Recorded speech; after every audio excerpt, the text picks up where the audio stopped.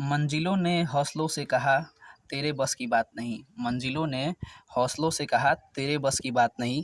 हौसलों ने मंजिलों के आँखों में आँखें डाल के कही, चल झुट्ठी तेरी इतनी औकात नहीं, तेरी इतनी औकात नहीं। तो स्वागत है आपका और मेरे अपने यूट्यूब चैनल पे।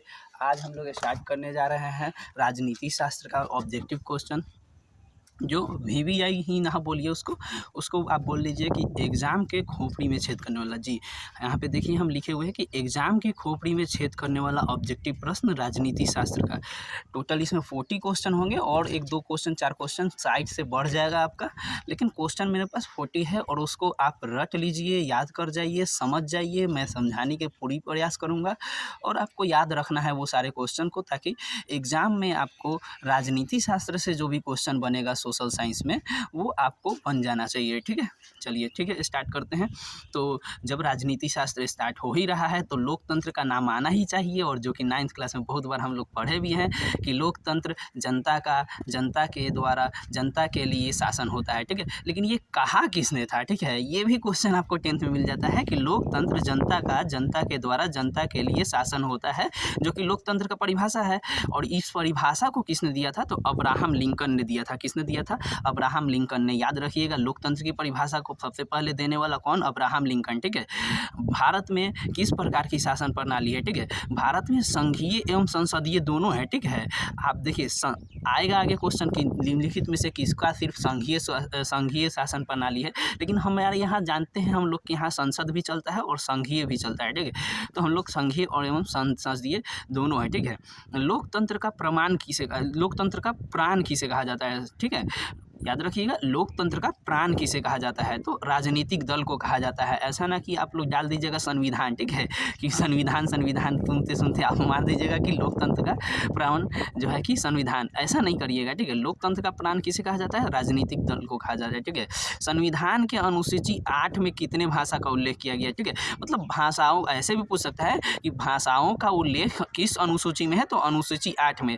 और अनुसूची 8 में कितने भाषा को शामिल किया गया है? ठीक है, ऑफिशियली कितने भाषा को शामिल किया गया है? तो 22 भाषा। ठीक है, संविधान के अनुसूची 8 में कितने भाषा का उल्लेख किया गया है? तो 22 भाषा का उल्लेख किया गया है। और एक बात, नेक्स्ट ही क्वेश्चन में है कि नगर पालिका का अनुसूची में नगर पालिका किस अनुसूची में है? ठीक है, तो हम लोग जानते हैं कि शुरू में जब संविधान बना था तो 8 अनुसूची था। 9वां अनुसूची, 10वां अनुसूची, 11वीं अनुसूची, 12वीं अनुसूची सब बाद में जोड़ा गया। ठीक है, 12वीं अनुसूची का बात किया जाए तो 74वां कॉन्स्टिट्यूशनल अमेंडमेंट, मतलब 74वां संविधान संशोधन के द्वारा जोड़ा गया था 12वीं अनुसूची, जिसमें किसका उल्लेख है? तो नगर पालिका को मतलब कि उसमें बात की गई थी। ठीक है, और अगर बोले पंचायती राज यानी कि पंचायत का अगर पूछ ले, ये तो नगर पालिका, अगर पंचायत निकाय का अगर पूछ ले कि ये किस अनुसूची में है, तो 11वीं अनुसूची। अगर नगर पालिका का पूछे तो 12वीं अनुसूची। अगर पूछ ले कि 12वीं अनुसूची यानी नगर पालिका कितना कॉन्स्टिट्यूशनल अमेंडमेंट, तो 74वां कॉन्स्टिट्यूशनल अमेंडमेंट।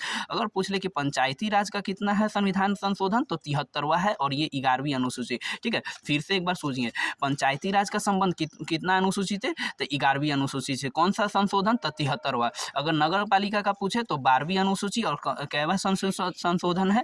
तो वो 74वां संशोधन है। ठीक है, तो और आगे देखिए, भारतीय संविधान का अध्यक्ष कौन होता है? ठीक है, भारतीय संविधान का अध्यक्ष कौन होता है? तो राष्ट्रपति होता है। ठीक है, ये तो हम लोग भी जानते हैं। ठीक है, सभी लोग जानते हैं, बच्चा बच्चा को मालूम रहता है कि भारतीय संविधान का अध्यक्ष कौन होता है? तो वो राष्ट्रपति होता है। चलिए, ये क्वेश्चन है। देखिए, अब आप लोग को हंसी भी आता होगा कि सर इतना आसान क्वेश्चन, तो इसलिए अब हम इसको बताएंगे ही नहीं। ये आप कमेंट में बताइएगा कि बिहार दिवस कब मनाया जाता है। ठीक है, ऑप्शन है 20 जनवरी, 22 मार्च, 23 जून और 25 अगस्त। इसमें से आपको अपने हिसाब, अपना जानकारी के अनुसार जो है कि आपको जानकारी होगा ही, तो आपको जो है कि ये कमेंट में करना है कि कौन सा आंसर सही होगा, बिहार दिवस कब मनाया जाता है। ठीक है, और एग्जाम में आता है, इसीलिए मैंने इसको इसमें डाला हूँ। ठीक है, चलिए और आगे देखते हैं। ग्राम पंचायत का कार्यकाल कितना होता है? ठीक है, 5 वर्ष होता है। कितना होता है? ग्राम पंचायत का कार्यकाल कितना वर्ष होता है? तो 5 साल होता है। ठीक है, अब है लोकतंत्र की सफलता में भारत का क्या बाधा है, ठीक है। बाधा देखिए, बाधा आपको बहुत जगह में मिलेगा कि अशिक्षा, गरीबी, बेरोजगारी सभी पे मार दीजिए, नहीं। असल अगर देखा जाए लोकतंत्र की सफलता में बाधा क्या है, तो वो अशिक्षा है, ठीक है। अशिक्षा की वजह से ही हम लोग लोकतंत्र को अच्छा से फॉलो नहीं कर पाते हैं। हम लोग कहीं ना कहीं जातीयता के आधार पर वोटिंग कर देते हैं, जो कि अशिक्षा का ही कारण है। तो इसीलिए आप याद रखिएगा लोकतंत्र की सफलता में भारत का क्या बाधा है, ठीक है, तो अशिक्षा है, ठीक है। अब आइए अगला क्वेश्चन है कि भारतीय लोकतंत्र के कितने अंग होते हैं, ठीक है।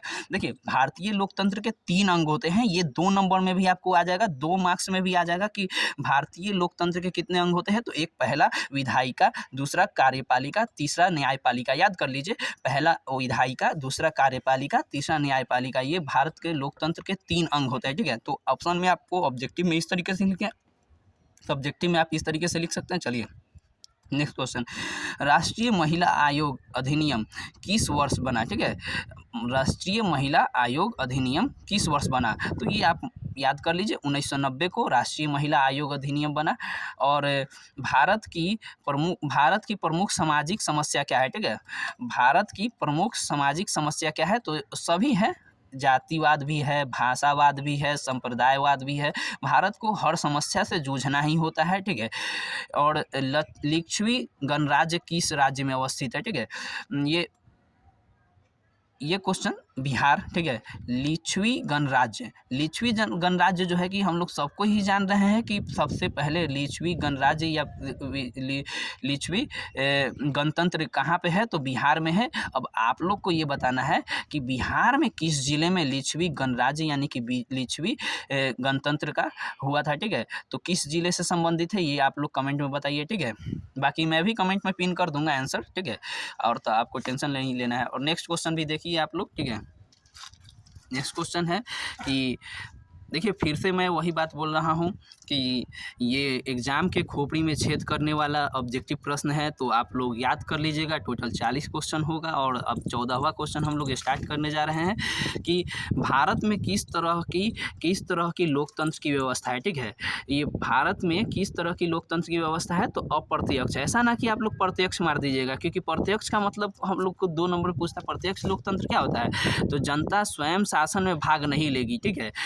जनता स्वयं शासन में भाग लेगी तो वो प्रत्यक्ष है। और जनता स्वयं शासन में भाग न लेकर किसी प्रतिनिधि को चुनकर भेजता है, तो वो होता है अप्रत्यक्ष। और हम लोग कहीं ना कहीं प्रतिनिधि को ही चुनकर भेजते हैं, जो प्रधानमंत्री के रूप में हम लोग को शासन करता है और हम लोग का लोकतंत्र को बचा के रखता है और ये मतलब सरकार चलाता है, ठीक है। तो अपने लोकतंत्र में अप्रत्यक्ष रूप से लोकतंत्र है, ठीक है। और पंचायती राज व्यवस्था का निम्नतम स्तर क्या है, ठीक है। पंचायती राज व्यवस्था का निम्नतम स्तर क्या है, तो याद रखिएगा ग्राम पंचायत, ठीक है। पंचायती राज व्यवस्था का सबसे निचला स्तर क्या है, तो ग्राम पंचायत। निम्नलिखित में कौन राष्ट्रीय दल नहीं है, निम्नलिखित में कौन राष्ट्रीय दल नहीं है, तो एक है बीजेपी यानी भारतीय जनता पार्टी, एक आईएनसी यानी भारतीय राष्ट्रीय कांग्रेस, इंडियन नेशनल कांग्रेस। तो ये सारे तो राष्ट्रीय दल हैं। बहुजन समाजवादी पार्टी भी राष्ट्रीय दल है, लेकिन आरजेडी यानी कि राष्ट्रीय जनता दल, याद रखिएगा राष्ट्रीय जनता दल जो है कि राष्ट्रीय दल नहीं है, राष्ट्रीय जनता दल ही राष्ट्रीय दल नहीं है। ऑप्शन में आएगा तो आप लोग मार दीजिएगा, निम्नलिखित में कौन राष्ट्रीय दल नहीं है, तो राष्ट्रीय जनता दल। बहुत बार पूछा जाता है। वर्तमान में कितने राष्ट्रीय राजनीतिक दल है, ठीक है। देखिए, तीन ठो तो यहीं पे दिखा दिए, और 3 होते हैं यानी 6 होते हैं, ठीक है। वर्तमान में कितने राष्ट्रीय राजनीतिक दल हैं जो कि सरकार बना सकते हैं, ठीक है, तो वो है 6, ठीक है। और समाजवादी पार्टी का गठन कब हुआ था, समाजवादी पार्टी का गठन अगर पूछ लिया तो 1992। भारत में वोट डालने की न्यूनतम आयु, देखिए बहुत ही आसान क्वेश्चन, लेकिन एग्जाम में बहुत बार पूछता है। और हम और आप जानते हैं कि अगर पॉलिटी की बात हो रही है तो वोट डालने का उम्र तो सभी को मालूम है, तो आप लोग कमेंट में इसको बताइएगा, ठीक है। और दल बदल कानून निम्न में से किस पर लागू होता है, ये क्वेश्चन आप लोग जरूर कमेंट में डालिएगा, ठीक है। कि भारत में वोट डालने की न्यूनतम आयु क्या है, 16 वर्ष, 18 वर्ष, 21 वर्ष या 25 वर्ष। दल बदल कानून निम्न में से किस पर लागू होता है, तो संसदों एवं विधायकों पर। सर दल बदल कानून, क्या दल बदल कानून, सर वही दल बदल कानून सरकार अपने कोई भी जो है कि पार्टी बदल लेता है अपने हित के लिए, तो आप लोग पार्टी नहीं, आप अब कोई पार्टी नहीं बदल सकता है, ठीक है। इसीलिए दल बदल कानून लाया गया है। सांसदों और विधायकों पे ये लागू होता है कि आप अपना दल बदल नहीं कर सकते हैं। सूचना का तो दल बदल तो सर आजकल सरकार कैसे चेंज कर लेता है अपना पार्टी, तो वो चेंज नहीं करता है, ठीक है। वो ना ये कर लेता है, साझा कर लेता है, गठबंधन कर लेता है, ठीक है। तो आप लोग को पता होना चाहिए दल बदल कानून निम्न में से किस पर लागू होता है, तो सांसदों और विधायकों पे। और ये क्वेश्चन कई बार पूछा गया है। सूचना का अधिकार संबंधी कब नियम लागू किया गया? सूचना का अधिकार नियम 2005 में, ठीक है। आपको याद होना चाहिए सूचना का अधिकार कब, मतलब राइट टू इंफॉर्मेशन, ठीक है। ये आपको हर एक सूचना का अधिकार है, आप सूचना प्राप्त कर सकते हैं। और ये सूचना का अधिकार कब लागू किया गया था? 2005 में। भारतीय जनता पार्टी के प्रथम अध्यक्ष कौन थे? भारतीय जनता पार्टी जो कि अभी रूलिंग पार्टी में है बीजेपी, उसके अध्यक्ष कौन थे? मतलब प्रथम अध्यक्ष पूछ रहा है, तो कौन थे? अटल बिहारी वाजपेयी, यही इनके संस्थापक भी थे। लेकिन अगर पूछ ले बहुजन समाजवादी पार्टी की स्थापना किसने की थी? बहुजन समाज पार्टी की स्थापना किसने की थी? तो कांसी राम, ठीक है, कांसी रामविलास पासवान मत मार दीजिएगा, ठीक है। और भारतीय राष्ट्रीय कांग्रेस के संस्थापक कौन है? तो ये हिस्ट्री का क्वेश्चन आपके लिए बनता है कि ए.ओ. ह्यूम, ठीक है, हिस्ट्री का क्वेश्चन है। लेकिन पॉलिटी में भी आप याद कर लीजिए, जब आप भारतीय जनता पार्टी का संस्थापक का नाम याद किए, बहुजन समाज पार्टी का संस्थापक का नाम याद कीजिए, तो भारतीय राष्ट्रीय कांग्रेस का भी आप याद कर लीजिए कि ए.ओ. ह्यूम यही स्थापना किए थे। और ये आज़ादी से पहले का है, ठीक है, आज़ादी से पहले का है। नाम ही सुन के लग रहा होगा ए.ओ. ह्यूम, ठीक है। और ये आज़ादी से पहले ही स्थापना हो चुका था इसका। लेकिन अगर भारतीय जनता पार्टी जो कि अभी रूलिंग पार्टी में है, उसका स्थापना कब हुआ था? 1980, ये आज़ादी के बाद का है, ठीक है। लोकसभा में निर्वाचन हेतु कुल कितने सीट होते हैं? तो ये भी क्वेश्चन बहुत बार एग्जाम में आता है, और हर कंपटीशन एग्जाम में भी आता है कि लोकसभा में निर्वाचन हेतु कुल कितने सीट है? तो 543 रट लीजिएगा। सीट अगर पूछ लिया ना कि लोकसभा में निर्वाचन हेतु कुल कितने सीट है, याद कर लीजिए 543, 543, 543। अब आ गया डॉक्टर राजेंद्र प्रसाद का जन्म। जिया हो बिहार के लाला, ठीक है, याद कर लीजिए बिहार, ठीक है, वही राजेंद्र प्रसाद, ठीक है। और ये बिहार ही से बिलोंग करते थे। आप लोग को कमेंट में ये बताना है कि बिहार के किस जिला से, और वो पहले किस जिला में पड़ता था और अभी किस जिला में पड़ता है। मतलब तो कुल मिला के बात यही है कि आप लोग बता दीजिएगा कि डॉक्टर राजेंद्र प्रसाद बिहार के किस जिला से बिलोंग करते थे। और ये याद कर लीजिए बिहार ही से बिलोंग करते थे डॉक्टर राजेंद्र प्रसाद, जो कि प्रथम राष्ट्रपति थे। और आगे क्वेश्चन आप देखिए, फिर से मैं बोलने जा रहा हूँ कि एग्जाम के खोपड़ी में छेद करने वाला ऑब्जेक्टिव प्रश्न है, तो आप लोग ठीक से याद करिए और देखिए वीडियो को अच्छे से, ठीक है। और देखिए फिर 28वां क्वेश्चन, सांप्रदायिक राजनीतिक आधारित कौन होता है? सांप्रदायिक राजनीति आधारित होती है किस पर? धर्म पे। संप्रदाय का किस पे आधारित होता है? धर्म पे। जाति पे मत मारिएगा, धर्म पे, ठीक है। धर्म को समुदाय का मुख्य आधार मानने को क्या कहते हैं? धर्म को समुदाय का मुख्य आधार कौन मानता है? जो सांप्रदायिक होते हैं। भारत एक राष्ट्र है। कैसा राष्ट्र है भारत?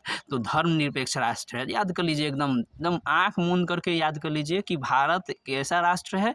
तो धर्मनिरपेक्ष राज्य है। मतलब कि यहाँ पे सारे धर्म समान रूप से अपने अपने अधिकार के साथ जी सकते हैं, अपने अपने धर्म को मान सकते हैं और जी सकते हैं अपनी ज़िंदगी। चलिए, भारत कैसा राष्ट्र है? तो धर्मनिरपेक्ष राज्य है।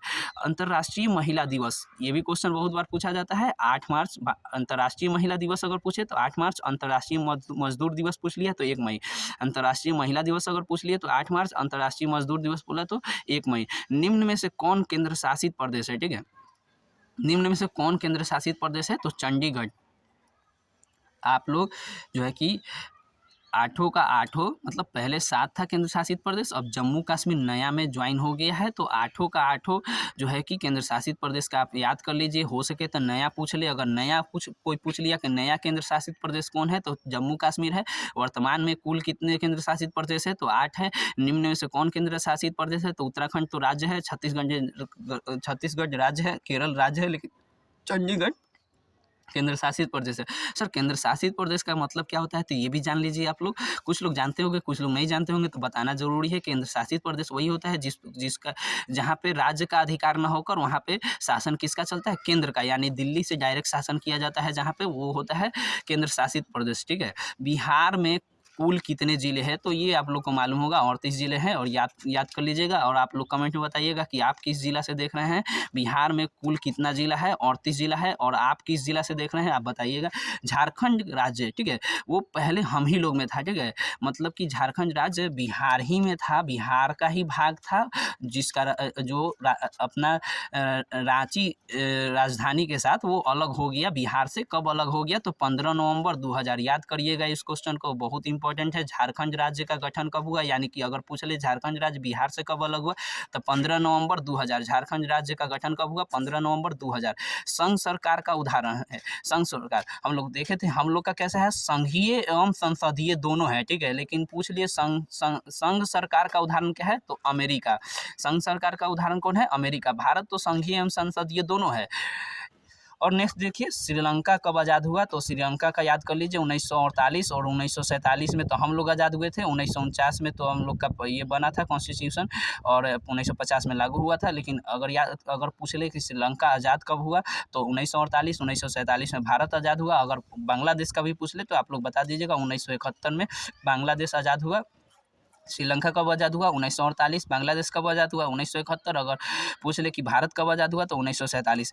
भारतीय संविधान का अनुच्छेद 19 का संबंध किससे है, भारतीय संविधान का भारतीय संविधान का अनुच्छेद 19 का संबंध किससे। हम लोग जान रहे हैं कि अनुच्छेद होता है नियम, मतलब नियम कानून इसमें लिखा होता है संविधान में, उसी में अनुच्छेद होता है।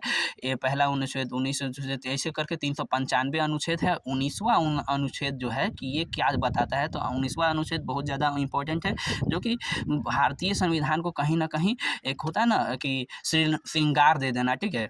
तो स्वतंत्रता का अधिकार हम लोग को है, और 19वां अनुच्छेद में क्या बताया गया है, स्वतंत्रता का अधिकार। भारतीय संविधान का अनुच्छेद 19 का संबंध किससे है, तो स्वतंत्रता का अधिकार। भारत में वर्तमान में कुल कितने राज्य हैं, तो 29 राज्य अगर मारना हो तो आप लोग गलत हैं इसमें, लेकिन 29 राज्य इसलिए बोल रहे हैं क्योंकि नया राज्य एक बना था, ठीक है, वो भी आप लोग बताइएगा कौन राज्य बना था। 2 जून 2014 को एक राज्य बना था, वो आप लोग जरूर बताइएगा कमेंट में। और 29 नहीं होगा इसका आंसर, आप 26 है, 27 है, 28 है, कितना है आप लोग बताइएगा। भारत में कुल कितने राज्य हैं, ये भी आपको क्वेश्चन में पूछा जाता है। 29 नहीं मारिएगा क्योंकि नया बना था एक, वो कौन सा राज्य बना था, वो अभी भी है, लेकिन अब एक जम्मू कश्मीर जो है कि नया पहले राज्य था, वो केंद्र शासित प्रदेश हो गया, वापस से वो कितना हो गया वो बताइएगा आप लोग कमेंट में, ठीक है। और आप लोग इशारा से समझ ही गए होंगे कि जम्मू कश्मीर को मैंने हटा दिया तो अब कितना हो गया, पहले 29 था। तो आप लोग बताइएगा कि भारत में वर्तमान में कुल कितने राज्य है। और इसका आप लोग को PDF चाहिए होगा तो इस नंबर पे आप मैसेज कर सकते हैं व्हाट्सएप पे, और हम PDF आप लोग को दे देंगे, जो कि आपको एग्ज़ाम के एक दिन पहले आप लोग उस ऑब्जेक्टिव प्रश्न को अपने से देख के याद करके, है ना, लिखने का समय तो अभी होगा नहीं, आप लोग को मैथ भी पढ़ना होता होगा और भी सारे सब्जेक्ट, तो आप ये 40 क्वेश्चन को कर लीजिए। हम दावा करते हैं, और दावा क्या ये हकीकत भी है, आप लोग देख लीजिएगा कि ऐसा ही क्वेश्चन पूछा जाता है, और इससे बाहर क्या ही पूछेगा राजनीति शास्त्र में, ठीक है, एग्जाम 2024 में बोर्ड के 10th क्लास में। और ये परीक्षा के खोपड़ी में छेद करने वाला ऑब्जेक्टिव प्रश्न था, तो कर लीजिएगा इस सब क्वेश्चन को, अगर और इसको 1-2 बार और पढ़ लीजिएगा, ठीक है। मिलते हैं ऐसा ही और एग्जाम के खोपड़ी में छेद करने वाला ऑब्जेक्टिव प्रश्न के साथ, तो फिर नेक्स्ट वीडियो में मिलते हैं।